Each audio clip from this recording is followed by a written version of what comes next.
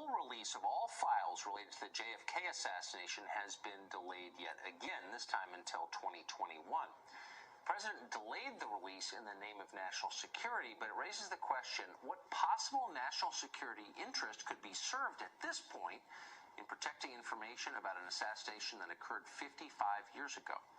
Robert F. Kennedy Jr. is the author of American Values. He is, of course, the nephew of the slain president. He joins us tonight. It's such an odd... I've never done a segment on the assassination before, but I'm so struck by how weird this story is. The president has said, point blank, a couple of times, I'm going to release all these files.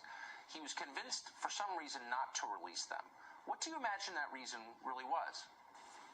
Well, I share your mystification.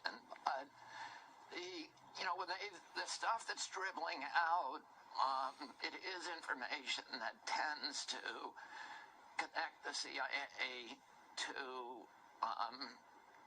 the assassination in one way or the other. I mean, the last one that they let out, what was it, in November, they let a batch out, and that showed that Charles Cabell, who was the mayor of Dallas at the time my uncle was assassinated, was actually a CIA operative and had been a CIA operative since 1956. And then there was also some information about the automobile that showed that the window had been replaced.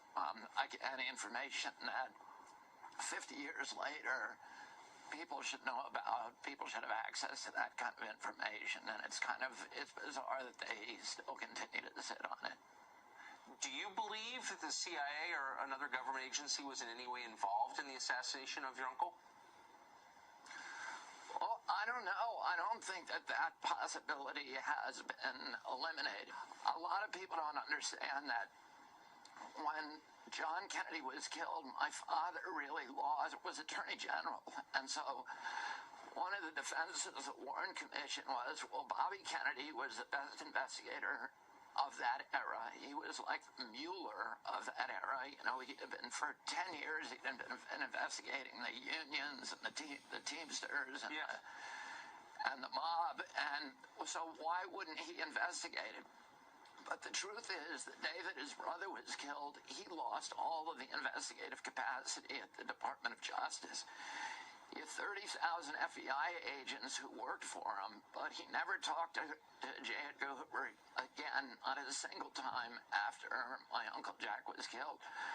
Oh, he really had because Hoover at that time began reporting directly to Johnson. And my father, who was ostensibly Hoover's boss, really lost control of the FBI and the investigative capacity of the Department of Justice, and he resigned soon afterward.